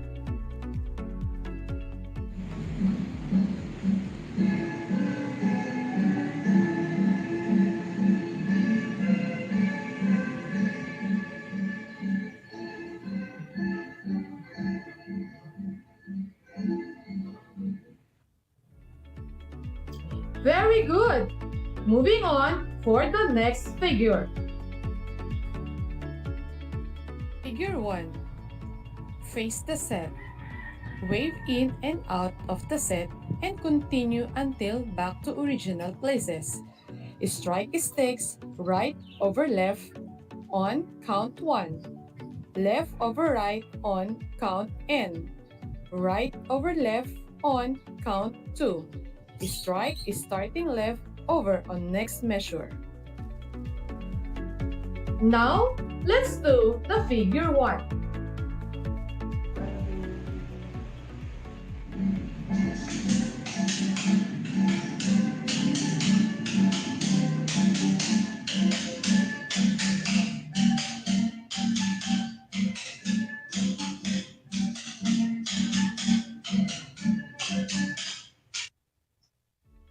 Well done on our first move.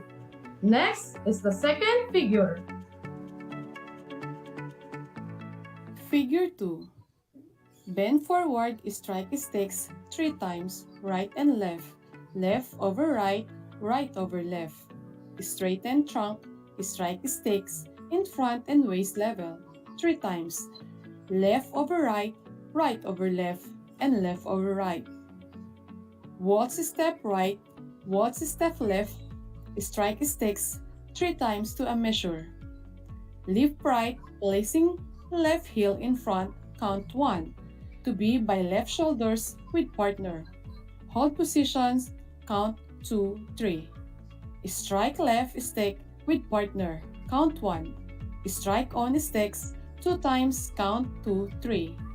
Lift on left and place right, heel in front, count 1, to be in back-to-back position with partner. Hold position, counts 2, 3. Strike right stick with partner, count 1. Strike on the sticks 2 times, count 2, 3. Step right in place, left in front, count 1, to be by left shoulder with partner, count 1. Hold position, counts 2, 3.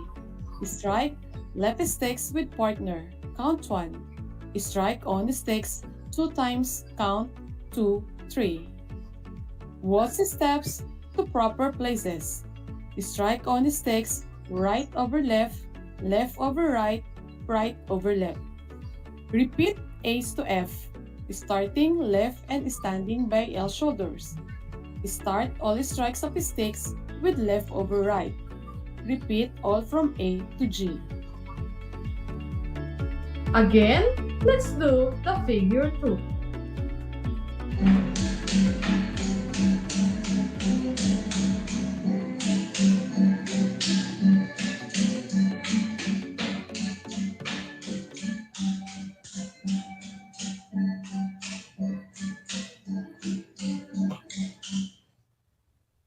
Well done!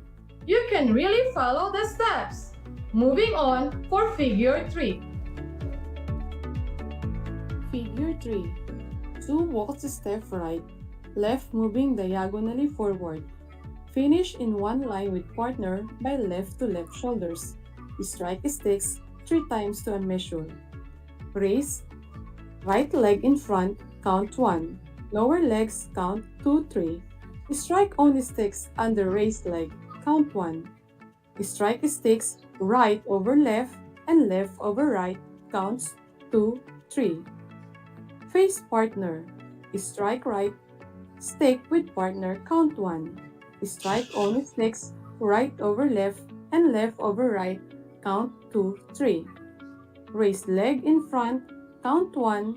Lower legs, count 2, 3. Strike on the sticks under, count 1. Strike a stick right over left and left over right counts 2, 3. Face partner.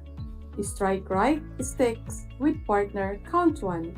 Strike on a stick right over left and right over left count 2, 3. 2 waltz steps to proper places. Strike sticks 3 times to a measure.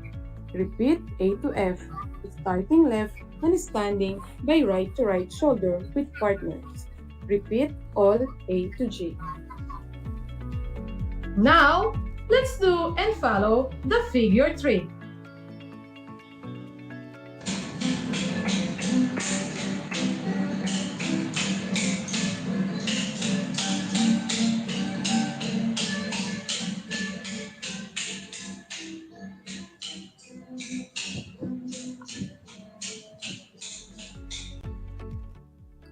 There you go!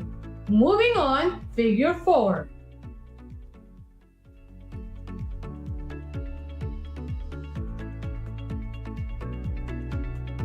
Music day.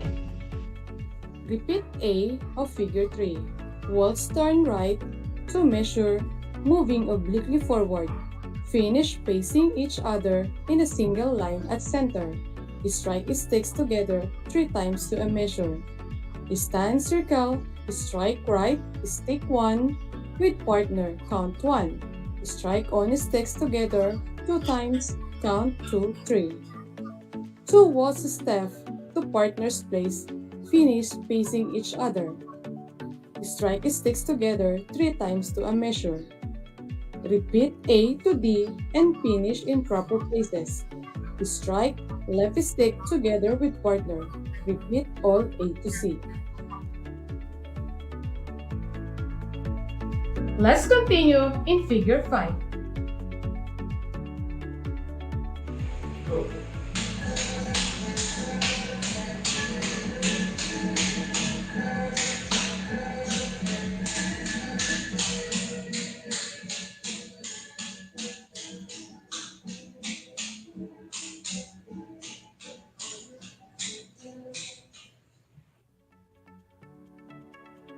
Let us watch and try the follow steps on figure 5.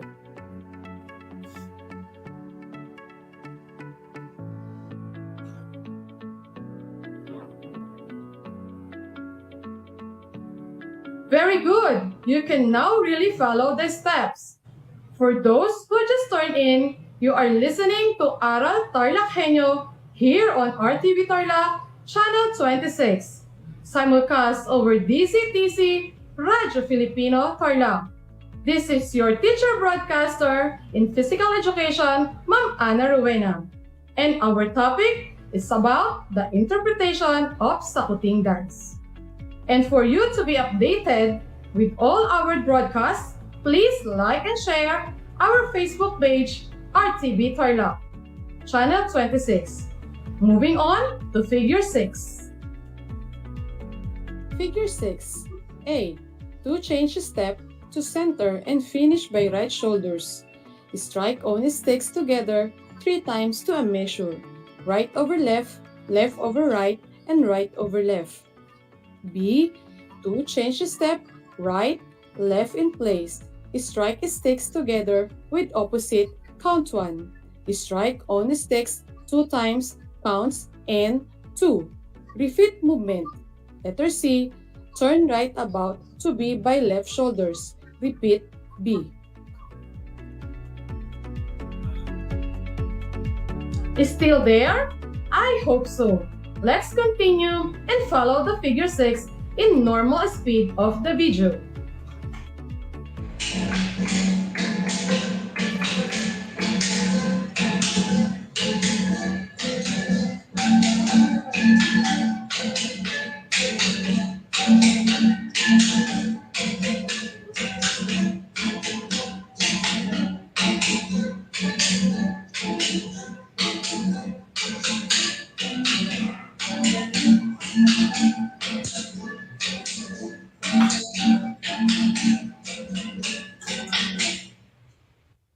What a great move!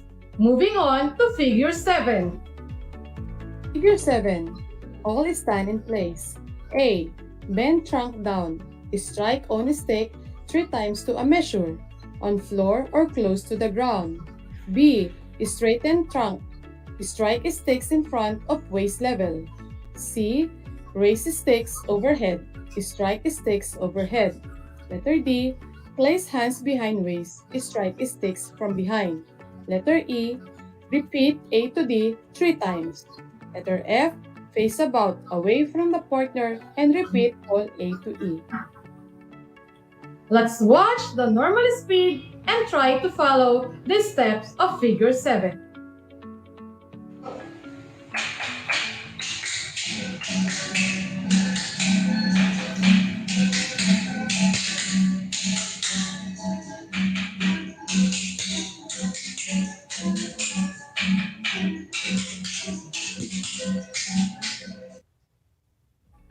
Very good! We're about to finish. Moving on to figure 8. Figure 8. Music H.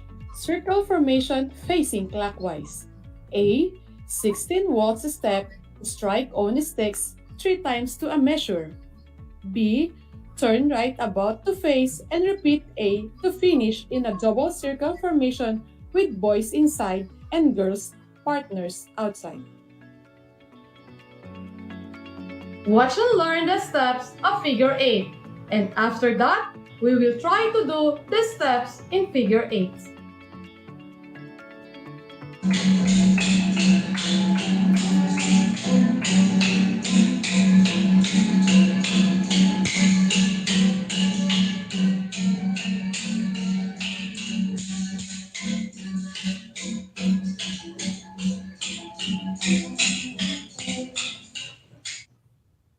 Very good! I know that you can follow the steps in figure 8. And for the last step, figure 9. Figure 9. Music H. A.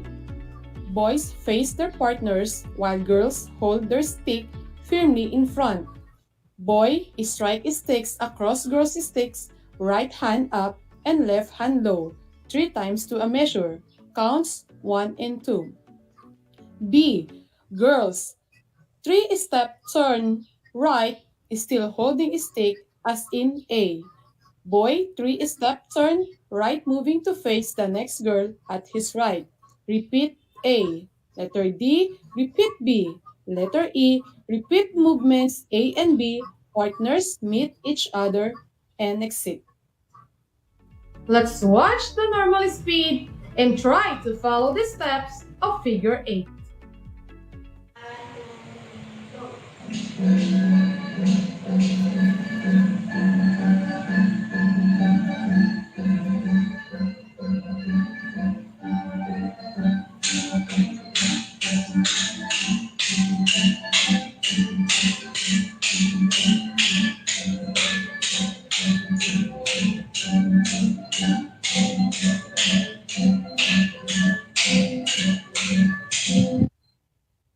Good job! You follow the figures 1 to 9 in Sakuting dance. And there you have it. Are you now ready to dance Sakuting? I hope so. The value of Philippine folk dance help keep the people connected to their ancestry and their traditions. Folk dance help to preserve the cultural unity of the people. Learning our own folk dances, we preserve and keep our culture alive. For our next activity, we will call this EMO. Comment a smiley face if you agree in this statement and comment sad face if you disagree. These are the statements. For number 1, I enjoyed executing the dance step. For number 2, I danced gracefully. For number 3, I followed the instructions given by the teachers. For number 4, I performed the basic movements correctly. And for number 5, I will continue to practice my skills in dancing. I guess most of you answered smiley faces because we really love dancing. For your performance task, execute the dance steps or the figure used in sakuting. You will be graded based in our rubrics. Video your performance and send it to your Muppet teachers. And this is the rubrics. For choreography and artistic presentation, 40%. For execution, 30%. Projection, 30%. For the total of 100%. Our next episode is on June 16, 2022. And our topic will all about the Suwa Kusuwa. Only here on RTV Tarlac, Channel 26. Simulcast over DCTC Radio Filipino Tarlac. Before I end my lesson, always remember, to become really good at anything, you have to practice and repeat until technique becomes intuitive. And that's conclude our broadcast today mula sa Bayan ng Herona, Paaralan ng Corazon C. Aquino High School, Ma'am Ana Rowena Sarmiento, and this is your program, Aral TarlakHenyo, here on RTV Tarlac, Channel 26. Simulcast over DCTC Radio Filipino Tarlac, where learning continues at the comfort of your own home. Once again, good afternoon, teacher broadcaster signing off.